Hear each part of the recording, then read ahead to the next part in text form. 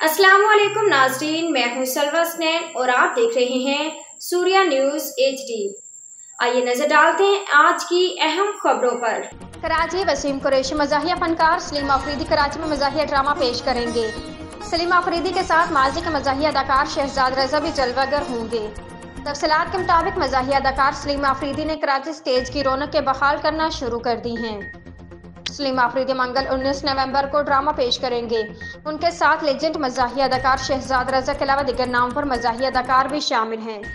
Stage पर drama देखने वाले शौकीन हजरात ने कराची स्टेज ड्रामे की रौनक के बहाल होती हुई देखकर मुस्बत कयास आराइयाँ शुरू कर दी हैं। मज़ाहिया अदाकार सलीम आफरीदी का कहना है कि कराची के लोग तरह तरह की मुश्किलात के शिकार हैं। ऐसे माहौल में किसी के चेहरे पर मुस्कुराहट बखेरना किसी बहुत बड़ी नेकी से कम नहीं।